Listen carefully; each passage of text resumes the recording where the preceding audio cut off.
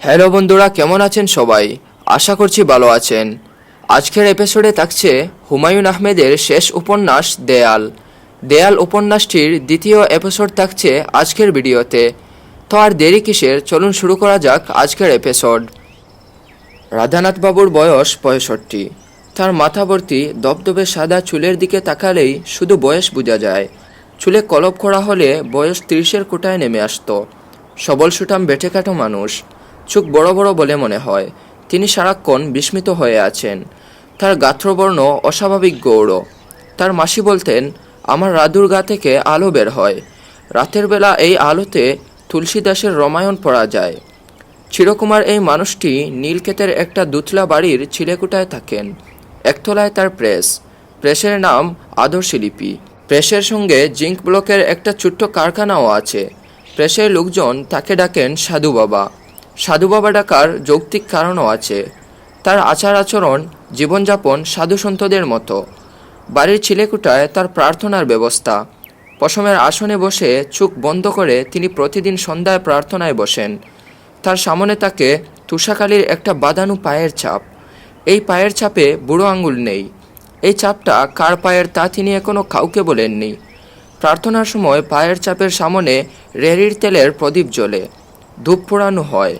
কোনো কোনো দিন প্রার্থনা দ্রুত শেষ হয়, আবার দীর্ঘ সময় নিয়েও প্রার্থনা চলে। সারা রাত প্রার্থনা চলেছে এমন নজিরও আছে। সাধু বাবা রাধানাথ সূচিবায়ুগ্রস্ত না, কিন্তু তিনি মানুষের স্পর্শ বাঁচিয়ে চলেন। তার পরিচিত সবাই বিষয়টি জানে বলে খুব সাবধানে থাকে। দৈবাত্য কারো গায়ের সঙ্গে গা লেগে গেলে তিনি তৎক্ষণাৎ স্নান করেন। স্নানের পর ভেজা কাপড় বদলান না, ভেজা কাপড় গায়ে শুকান। তিনি নিরামিষাশী এবং একাহারী। সূর্য ডুবার আগে আগে খাবার খান, তবে সারাদিনই ঘন ঘন চা খান, লেবুর শরবত খান। বেদানা তার প্রিয় ফল। পাথরের বাটিতে সবসময়ই দানা চড়ানো বেদানা থাকে। রাধানাথ বাবুর সামনে দৈনিক ইত্তেফাক হাতে শফিক বসে আছে। সে এই বাড়িতে প্রতিদিন সকালে 9টার মধ্যে এসে পড়ে। তার দুটি দায়িত্বের একটি রাধানাথ বাবুকে খবরের কাগজ পড়ে শোনানো এবং অন্যটি হলো তার ডিকটেশন নেওয়া। কিছুদিন হলো রাধানাথ বাবুর চোখের সমস্যা হচ্ছে। পড়তে গেলে বা লিখতে গেলে চোখ কড়কড় করে, চোখ দিয়ে পানি পড়ে। তিনি ডাক্তারের কাছে গিয়েছিলেন। ডাক্তার বলেছে চোখের পাতায় খুশকি হয়েছে। চিরকাল তিনি শুনেছেন খুশকি মাথায় হয়, খুশকি যে চোখের পাতায়ও হয় তা তার জানা ছিল না। জগতের কত কিছুই যে জানেন না তা ভেবে সেদিন তিনি বিস্মিত হয়েছিলেন। শফিক বলল, আগে কি হেডলাইনগুলি পড়ব? রাধানাথ বললেন, পত্রিকার সবচেয়ে ভালো খবর আজ কি ছাপা হয়েছে সেটা পড়ো। এরপর পড়বে সবচেয়ে খারাপ খবর। ভালো অমন্দ কাটাকাটি হয়ে যাবে। শফিক বলল, ভালো খবর তেমন কিছু পাচ্ছি না। রাধানাথ বললেন, একটা জাতীয় দৈনিক ভালো কোনো খবর ছাপা হবে না তা হয় না। ভালো মতো খুঁজো, নিশ্চয়ই কিছু না কিছু আছে। রিক্সাওয়ালার সততা, মানিব্যাগ কুড়িয়ে পেয়ে ফেরত দিয়েছে টাইপ কিছু কথা থাকার কথা। শফিক বলল, একটা পেয়েছি। লবণের দাম কিছু কমেছে। আগে ছিল 60 টাকা কেজি, এখন হয়েছে 50 টাকা কেজি। সরকার স্থলপথে ইন্ডিয়া থেকে লবণ আমদানির নির্দেশ দিয়েছেন। রাধানাথ বিরক্ত গলায় বললেন, তুমি তো খুবই খারাপ একটা খবর পড়লে। কক্সবাজার ভর্তি সামুদ্রিক লবণ, অথচ লবণ আনতে হচ্ছে ইন্ডিয়া থেকে। হোয়াইটে সোম, এখন ভালো খবরটা পড়ো। শফিক বলল, 200-100 টাকার নোটের ছবি পাশাপাশি চাপা হয়েছে। নোট দুটার নম্বর 1। খবর বলছে বাংলাদেশের কারেন্সি ইন্ডিয়া চেপে দেয়। ধারণা করা হচ্ছে তারা 2 সেট কারেন্সি চাপে। এক সেট বাংলাদেশকে দেয়, অন্য সেট তারা বাংলাদেশি পণ্য নেওয়ার জন্য ব্যবহার করে। রাধানাথ বললেন, এটা তো খুবই ভালো খবর। ভালো খবর? অবশ্যই ভালো খবর। বাংলাদেশ সরকার গা জারা দিয়ে উঠবে, ইন্ডিয়ার প্রতি নির্ভরতা কমাবে। শফিক বলল, আপনার কথার যুক্তি অদ্ভুত, কিন্তু ভালো। রাধানাথ বললেন, যুক্তিবিদ্যা অতি দুর্বল বিদ্যা, সব দিকে এই বিদ্যা খাটানো যায়। যাই হোক, তুমি চলে যাও, আজ আমি ডিকটেশন দেব না। আপনার শরীর কি খারাপ? হুঁ, চোখের যন্ত্রণা বাড়ছে, মনে হয় অন্ধ হয়ে যাওয়ার পথে এগোচ্ছি। এটা ভালো। কিভাবে ভালো? জগতের রূপ দেখতে হয় চোখ বন্ধ করে। হাসন রাজা তাই বলেছেন, আখি মুঞ্জিয়া দেখো রূপ রে। জগতের রূপ দেখার জন্য তৈরি হচ্ছি। খারাপ কি? আচ্ছা তুমি ড্রয়ারটা খুলো। শফিক ড্রয়ার খুলল। রাধানাথ ক্লান্ত গলায় বলল, তোমার 40 টাকা পাওনা হয়েছে। 50 টাকার নোটটা নিয়ে যাও, 10 টাকা পরে ফেরত দিও। টিসিবির একটা রসিদ আছে দেখো, রসিদে হয় শার্টের জন্য 2.5 গজ কাপড় দেবে, নয়তো প্যান্ট পিস দেবে। রসিদ দেখিয়ে তোমার যেটা প্রয়োজন নিয়ে নিও। এখন বলো, মানুষের সবচেয়ে কঠিন অভাব কোনটা? খাদ্যের অভাব হয় নাই, বস্ত্রের অভাব। ক্ষুধার্ত অবস্থায় তুমি পথে বের হতে পারবে, ভিক্ষা চাইতে পারবে, কিন্তু নগ্ন অবস্থায় সেটা পারবে না। তোমাকে দরজা জানালা বন্ধ করে ঘরে বসে থাকতে হবে। শফিক বলল, আপনার চোখ দিয়ে পানি পড়ছে। রাধানাথ বললেন, দেখে কি মনে হচ্ছে না গভীর দুঃখে আমি কাঁদছি? মনে হচ্ছে। রাধানাথ আগ্রহের সঙ্গে বললেন, ধর্মপাশার একজন সাধুর নাম অশ্রু বাবা। তিনি ভক্তদের দেখলেই চোখের জল ফেলতেন। অশ্রু বাবার নাম ডাক শুনে একবার তাকে দেখতে গেলাম। তিনি দুহাতে আমার ডান হাত জড়িয়ে ধরলেন। তার চোখ দিয়ে টপ টপ করে জল পড়তে লাগলো। আমি আবিষ্কার করলাম তার চোখের কোনো সমস্যার কারণে তিনি অশ্রু বর্ষণ করেন। ভক্তের দুঃখে আপ্লুত হয়ে বা তার প্রতি মমতাবশত অশ্রু বর্ষণ করেন না। তার হাতটা আমার দেখার শখ ছিল। আমি বললাম, বাবা, আপনার হাতটা একটু দেখি। আমি একজন শখের হস্তরেখাবিদ। তিনি সঙ্গে সঙ্গে 2 হাত মুঠ করে চোখ মুখ শক্ত করে ফেললেন। অশ্রু বাবা এরকম কেন করলেন জানো? না, তিনি নিশ্চয়ই বড় কোনো পাপ করেছেন। তার ধারণা হয়েছিল আমি হাত দেখে সেটা ধরে ফেলব। শফিক বলল, আপনি আমার হাতটা একদিন দেখে দেবেন না? রাধানাথ বললেন, না, হাতের রেখায় মানুষের ভাগ্য থাকে না, মানুষের ভাগ্য থাকে কর্মে। তোমার কর্ম তো আমি দেখছি। শফিক বলল, হাতের রেখা বিশ্বাস করেন না, তাহলে হাত দেখেন কেন? রাধানাথ বললেন, 5000 বছর ধরে মানুষ ভুলের পিছনে কেন ছুটছে, কেন এই বিদ্যাচর্চা এখনও হচ্ছে তা জানার জন্য। এখন তুমি বিদায় হও। আজ একদিনে অনেক কথা বলে ফেলেছি। আজকের কথা বলার কোটা শেষ। আজ আর কথা বলবো না, চোখ বন্ধ করে শুয়ে পড়ব। রাধানাথ বাবু দরজা জানালা বন্ধ করে ইজি চেয়ারে শুয়ে পড়লেন। তিনি ছিলেকুটায় মেঝেতে পাতা শীতল পাটিতে ঘুমান। এই ঘরে কখনো না। এটা অভ্যাগতদের অভ্যর্থনার ঘর। দেয়ালে যামিনী রয়ের 2টি দুর্লভ ছবি আছে। 2 ছবির মাঝখানে রামকিঙ্কর বেইজের ড্রয়িং। ছবিগুলো যত্নে আছে তা না। যামিনী রয়ের হুক খুলে গেছে বলে তিনি ফাঁস নেওয়ার মতো দেয়ালে ঝুলছেন। রাধানাথ সন্ধ্যা পর্যন্ত ঘুমালেন।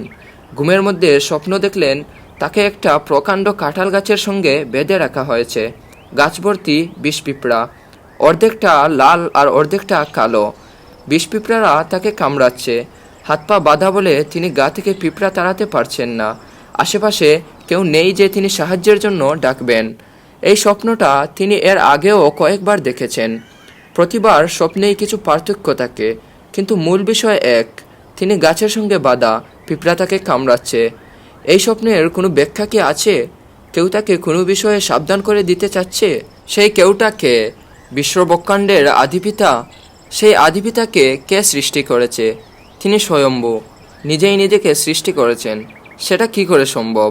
রাধানাথ ব্রু কুঁচকে বসে আছেন। আজ আর চিলেকোঠার প্রার্থনা করে যাওয়া হবে না। ঈশ্বরের অস্তিত্ব বিষয়ে সন্দেহজনক কোনো চিন্তা মাথায় এলে তিনি অস্থির বোধ করেন। সেদিন তার প্রার্থনা করে যাওয়া হয় না। 1-2 দিন সময় লাগে মন ঠিক করতে। মন ঠিক হওয়ার পর জীবনযাপন স্বাভাবিক হয়ে আসে। দরজা খুলে প্রেসের প্রিয়ন মাথা বের করলো। তার চোখে ভয়। সাধু বাবার সঙ্গে কথা বলার জন্য প্রয়োজন পড়লে সে কোনো কারণ ছাড়াই ভয়ে অস্থির হয়ে পড়ে। কিছু বলবে ফণি? বাবু, চা দিব? না। আপনার কি শরীর খারাপ? না। আপনার কাছে একজন ভদ্রলোক আসছে। 1 ঘন্টার উপর হইল বইসা আছেন। আপনার সঙ্গে নাকি বিশেষ প্রয়োজন। আমি কি বলবো? আপনি ঘুমিয়ে আছেন। আমি তো ঘুমাচ্ছি না। মিথ্যা বলবি কেন? ঘরে বাতি জ্বালা। ভদ্রলোককে এখানে নিয়ে আয়। বাবু, আপনাকে কি লেবুর শরবত বানিয়ে দেব? আচ্ছা দে। ভদ্রলোকের পরনে পায়জামা পাঞ্জাবি, পায়ে চপ্পল, অত্যন্ত সুপুরুষ। এই সন্ধ্যাবেলাতেও তার চোখে কালো চশমা। রাধানাথের বিছানার কাছে রাখা কাঠের চেয়ারে তিনি মোটামুটি শক্ত হয়ে বসে আছেন। চেয়ারের হাতলে হাত রাখা, সেই হাতও শক্ত। রাধানাথ বললেন, আমার কাছে কি প্রয়োজন? ভদ্রলোক ইতস্তত করে বললেন, শুনেছি আপনি খুব ভালো হাত দেখেন। আমি আপনাকে হাত দেখাতে এসেছি। রাধানাথ বললেন, আমি নিজের শখে মাঝে মধ্যে হাত দেখি, অন্যের শখে দেখি না। ভদ্রলোক ছোট্ট নিঃশ্বাস ফেললেন। রাধানাথ বললেন, হাত দেখার এই অপবিজ্ঞানে আমার কোনো আস্থা নেই। দুর্বল মানুষ এর পিছনে ছুটে। আপনি দুর্বল হবেন কেন? ভদ্রলোক বললেন, আমি আপনার জন্য সামান্য কিছু উপহার এনেছি, দার্জিলিংয়ের চায়ের 2টা প্যাকেট। আপনি উপহার গ্রহণ করলে আমি খুশি হব। রাধানাথ বললেন, আমি উপহার গ্রহণ করলাম, কিন্তু আপনার হাত দেখব না। প্রেসি ফণি বলে এক কর্মচারী আছে, তার কাছে চায়ের প্যাকেট দিয়ে যান। ভদ্রলোক উঠে দাঁড়ালেন, বিনীত গলায় বললেন, স্যার তাহলে যাই, আপনাকে বিরক্ত করার জন্য লজ্জিত। রাধানাথ কিছুক্ষণ চুপ থেকে বললেন, বসুন, দুহাত মেলুন। তার আগে আমার টেবিলের ড্রয়ারে একটা ম্যাগনিফাইং গ্লাস আছে, সেটা আমাকে দিন। সন্ধ্যাবেলা কেউ আমার কাছ থেকে মন খারাপ করে চলে যাবে তা হবে না। ভদ্রলোক বলল, স্যার আপনাকে ধন্যবাদ। ছাদ থেকে ঝুলন্ত 40 ওয়াট বাল্বের আলো রাধানাথের জন্য যথেষ্ট না। রাধানাথ ম্যাগনিফাইং গ্লাস হাতে ঝুঁকে আছেন, তার চোখেও সমস্যা করছে, রুমালে বারবার চোখ মুছতে হচ্ছে। আপনার নাম কি? ভদ্রলোক নড়ে চড়ে বসলেন, জবাব দিলেন না। রাধানাথ বললেন, নাম বলতে কি সমস্যা আছে? সমস্যা থাকলে বলতে হবে না, নামে কিছু আসে যায় না। আমার নাম ফরিদ। রাধানাথ ছোট্ট নিঃশ্বাস ফেলে বললেন, আসল নাম গোপন করলেন তাই না? ফরিদ নামেও চলবে। আপনি সেনাবাহিনীতে আছেন? আপনার হাবভাব, চোখের কালো চশমায় এরকম মনে হচ্ছে। আপনি সেনাবাহিনীতে আছেন এমন তথ্য হাতে লেখা নেই। অনুমান করে বললাম, আমি সেনাবাহিনীতে ছিলাম, এখন নেই। মুক্তিযুদ্ধে অংশ নিয়েছিলেন? হুঁ। কেতাবদারি? হুঁ। কতক্ষণ আর হু হু করবেন? 2-একটা কথা বলুন শুনি। কী খেতাব পেয়েছেন? হাতে দেখে মনে হচ্ছে বড় কোনো খেতাব। বীরুত্তম নাকি? হুঁ। আপনার অপঘাতী মৃত্যুর সম্ভাবনা প্রবল, ফাঁসিতে মৃত্যু। বিশেষ আর কিছু জানতে চাইলে কুষ্টি তৈরি করতে হবে। চা খাবেন? না। আপনি সাহসী, একরেখা, জেদি এবং নির্বুধ। আপনার সুবিধা হচ্ছে নিজের নির্বুদ্ধিতার বিষয়ে আপনি জানেন, অন্যরা জানে না। যদি সম্ভব হয় একটা রত্ন ধারণ করবেন। রত্নের নাম গোমেদ, ইংরেজিতে বলে গার্নেট। দশরথীর মতো হলেই চলবে। আপনার এখানে পাওয়া যায়? না, আমি রত্ন ব্যবসা করি না। রত্ন কোথায় পাওয়া যাবে? ঢাকায় পাবেন না, কলকাতা থেকে সংগ্রহ করলে ভালো হয়। রাধানাথের চোখের যন্ত্রণা হঠাৎ অনেকখানি বাড়ল। তিনি রুমালে চোখ ডাকতে ডাকতে বললেন, আপনি কি বিশেষ কিছু জানতে চান? যুবক ইতস্তত করে বললেন, মানুষের ভাগ্য কি পূর্বনির্ধারিত? রাধানাথ বললেন, এই জটিল প্রশ্নের উত্তর আমার জানা নেই। আপনাদের ধর্মগ্রন্থ অনুসারে পূর্ব নির্ধারিত। সূরা বানী ইসরাঈলে আল্লাহ বলেছেন, আমি তোমাদের ভাগ্য তোমাদের গলায় নেকলেসের মতো ঝুলিয়ে দিয়েছি, ইহা আমার পক্ষে সম্ভব। আপনি কোরআন শরীফ পড়েছেন? অনুবাদ পড়েছি। অগন্তুক বলল, আপনার দেয়ালে অতি মূল্যবান কিছু ছবি দেখতে পাচ্ছি। রাধানাথ বললেন, এই পৃথিবীতে মূল্যবান শুধু মানুষের জীবন, আর সবই মূল্যহীন। আগন্তুক দার্শনিক কথাবার্তার দিকে না গিয়ে বলল, ছবিগুলো অযত্নে রাখা আছে, ধুলা মাকড়সার জোল। আমি কি আপনার প্রেসের ছেলে ফণিকে বলে ঠিক করে দিয়ে যাব? না।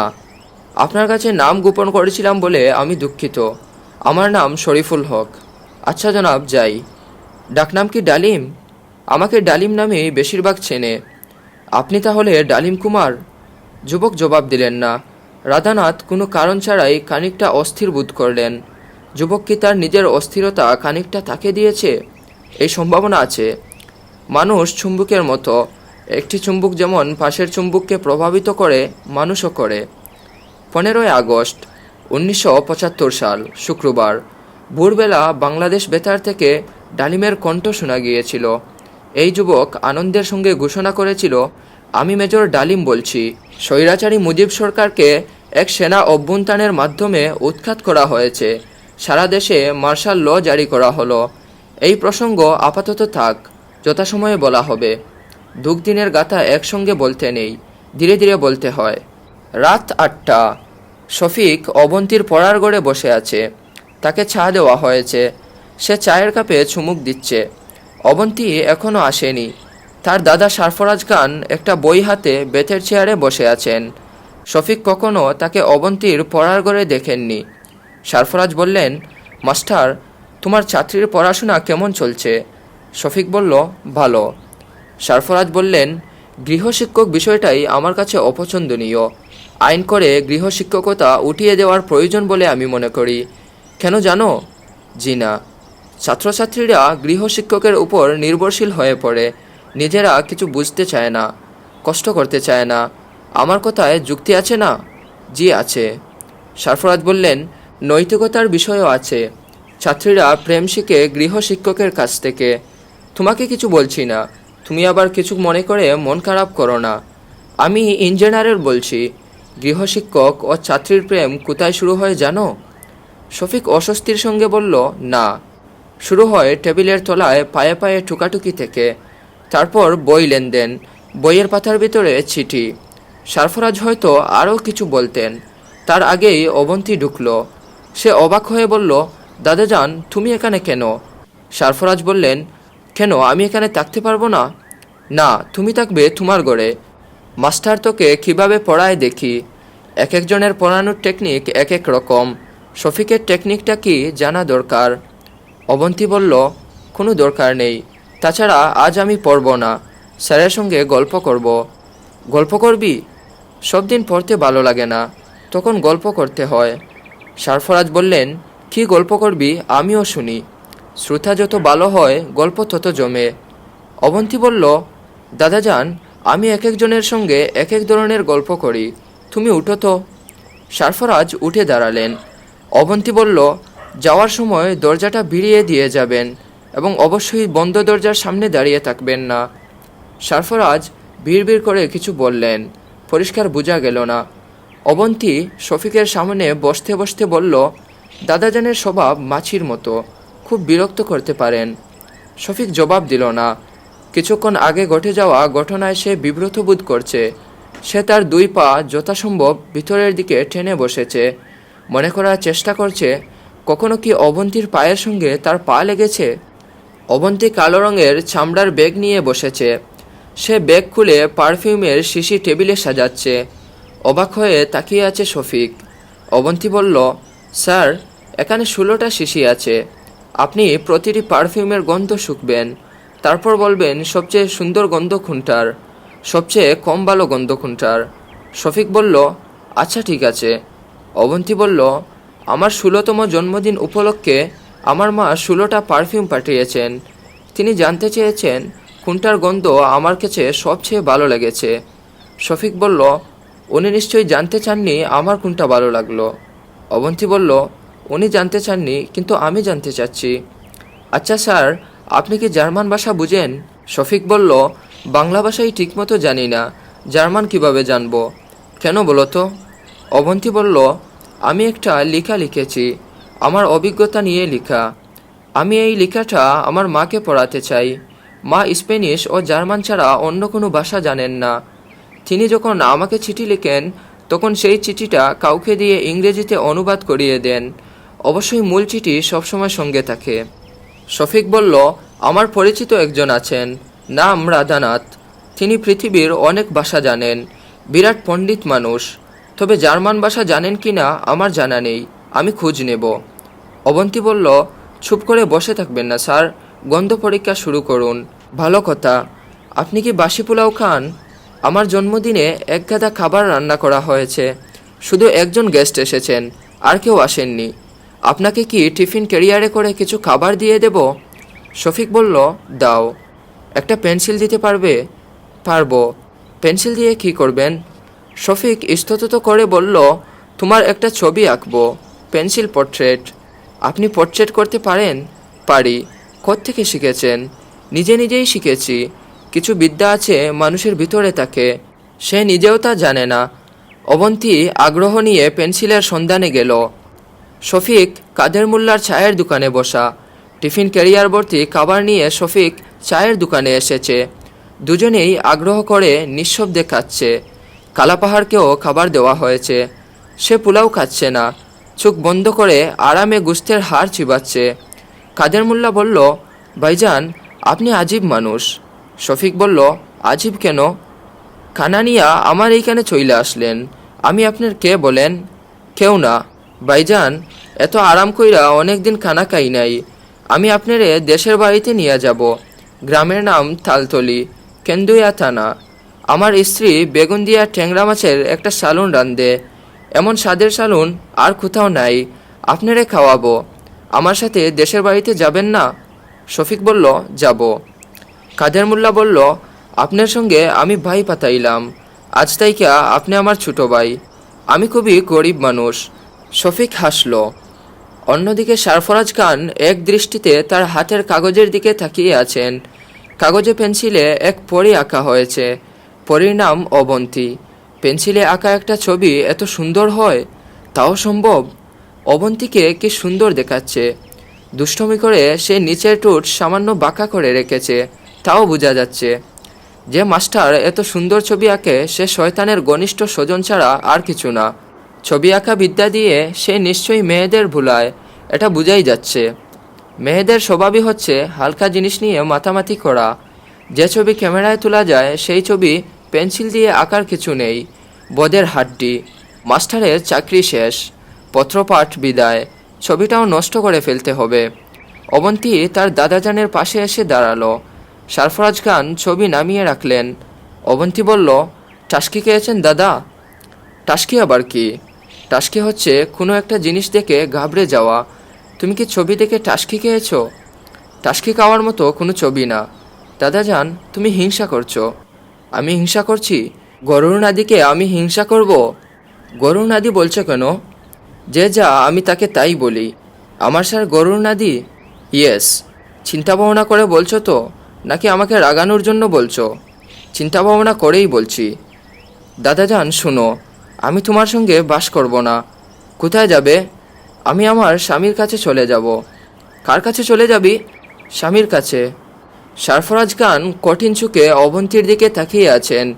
অবন্তীও তাকিয়ে আছে, তবে অবন্তীর মুখ হাসি হাসি। সরফরাজ উঠে দাঁড়ালেন। অবন্তী বলল, কোথায় যাচ্ছ? সরফরাজ বললেন, ঘুমাতে যাচ্ছি, আর কোথায় যাব? আমার ছবি সঙ্গে নিয়ে যাচ্ছ কেন? ছবি রেখে যাও। এই ছবি আমি বাদিয়ে আমার শোবার ঘরে রেখে দেব। সরফরাজ খান বিরক্ত গলায় বললেন, বাড়াবাড়ি করিস না, কোনো কিছু নিয়েই বাড়াবাড়ি করা ঠিক না। অবন্তী বলল, এই কথা তোমার জন্যও প্রযোজ্য, তুমিও কোনো কিছু নিয়ে বাড়াবাড়ি করবে না। সরফরাজ বিছানায় শুয়েছেন, তার হাতে ইছামতি বই। বইটা পড়ে কোনো আরামই পাচ্ছেন না। জটিল ভাষা, অর্থহীন কথাবার্তা। তারপরেও বই শেষ করতে হবে। নিশ্চয়ই বইয়ের কোথাও না কোথাও বদমাস্টার কোনো ইশারা দিয়েছে, পেন্সিল দিয়ে আন্ডারলাইন করেছে। সরফরাজ ইছামতি পড়ছেন। রাজারামের বগ্নি তিনটির বয়স যথাক্রমে 30, 27 ও 25। তিলুর বয়স সবচেয়ে বেশি ছোট, কিন্তু 3 বগ্নির মধ্যে সেই সবচেয়ে দেখতে ভালো। এমনকি তাকে সুন্দর শ্রেণীর মধ্যে সহজেই ফেলা যায়। তিলুর মধ্যে পাকা সবরি কলার মতো একটু লালচে চুপ তাকায় উনুনে, তাতে কিংবা গরম রুদ্রে মুখ রাঙা হয়ে উঠলে বড় সুন্দর দেখায় ওকে। তন্বী, সুঠাম, সুকেশী, বড় বড় চোখ, চমৎকার হাসি। থিলুর দিকে একবার তাকালে হঠাৎ চোখ ফিরানো যায় না। সরফরাজ বই বন্ধ করলেন। মাস্টারের ব্যাপারটা এখন বোঝা যাচ্ছে। অবন্তী হচ্ছে তার থিলু। আরও কিছু দূর এগোলেই ব্যাপারটা পরিষ্কার হবে। দেখা যাবে থিলু প্রেমে পড়েছে তার গৃহশিক্ষকের। এই গৃহশিক্ষক আবার পেন্সিল দিয়ে ছবি আঁকতে পারে। সরফরাজ মনে মনে বললেন, হারামজাদা, ঘুঘু দেখেছ, ফাঁদ দেখোনি। তুমি আমাকে চিনো না, আমি সরফরাজ। দাঁড়াও, তোমার শিক্ষা সফরের ব্যবস্থা করছি, বইটা আগে শেষ করি। সরফরাজ পাঠে মন দিলেন। তবে থিলু শান্ত পল্লী বালিকা, ওর চোখে যৌবন চঞ্চল কটাক্ষ নেই। বিয়ে হলে এতদিন ছেলে মেয়ের মা, 30 বছরের অর্ধপ্রৌঢ়া গিন্নি হয়ে যেত থিলু। বিয়ে না হওয়ার দরুন ওদের 3 বোনই মন প্রাণে এখনও সরলা বালিকা। আদরে আবদারে, কথাবার্তায়, ধরনধারণে সব রকমেই। দরজায় কটকট শব্দ হচ্ছে। হাতের বই নামিয়ে সরফরাজ বললেন, কে? অবন্তী বলল, তোমার জন্য পান আর চা নিয়ে এসেছি। সরফরাজ বললেন, ফরগেট ইট। অবন্তী বলল, দরজাটা খুলো, তোমার টেবিলে রেখে যাই, তারপর তুমি ফরগেট ইট করে ফেলবে। সরফরাজ দরজা খুললেন। অবন্তী পানি আর চা নামিয়ে রেখে মিষ্টি করে হাসল। সরফরাজ বিরক্ত মুখে বললেন, হাসছিস কেন? হাসি বন্ধ। অবন্তী বলল, তোমার হাসতে ইচ্ছে না করলে হাসবে না, তবে আমার এই হেসে যাওয়াতেই আনন্দ। কি বললি? বললাম আমার হেসে যাওয়াতেই আনন্দ। এর মানে কি? অবন্তী বলল, খুব সহজ মানে দাদাজান। কেউ হেসে আনন্দ পায়, কেউ খেদে আনন্দ পায়। আনন্দটাই প্রধান, হাসা বা কাঁদাটা কোনো ব্যাপার না। সারফরাজ বললেন, সারাক্ষণ এমন অদ্ভুত কথা কেন বলিস? অবন্তী বলল, আমার এই অদ্ভুত কথাতেই আনন্দ। রাগ করতে গিয়েও সারফরাজ খান রাগ করতে পারলেন না, হেসে ফেললেন। অবন্তী বলল, দাদাজান, তুমি যখন হাসো তখন তোমাকে কি সুন্দর যে লাগে, অথচ তুমি সারাক্ষণ মুখটাকে রামগরুরের ছানা করে রাখো। রামগরুরের ছানা আবার কি? অবন্তী বলল, যাদের হাসতে মানা তারাই রামগরুরের ছানা। দাদাজান, গুড নাইট, স্লিপ টাইট। এখানেই শেষ করছি এপিসোড 2। দেখা হচ্ছে পরবর্তী এপিসোডে। সেই পর্যন্ত ভালো থাকবেন, সুস্থ থাকবেন। আর হ্যাঁ, চ্যানেলটি সাবস্ক্রাইব করতে ভুলবেন না। আর যদি ফেসবুক পেজ থেকে দেখে থাকেন তাহলে পেজটি ফলো দিয়ে রাখবেন। লাইক, শেয়ার এবং কমেন্ট করে জানিয়ে দিন গল্পটি কেমন লাগছে।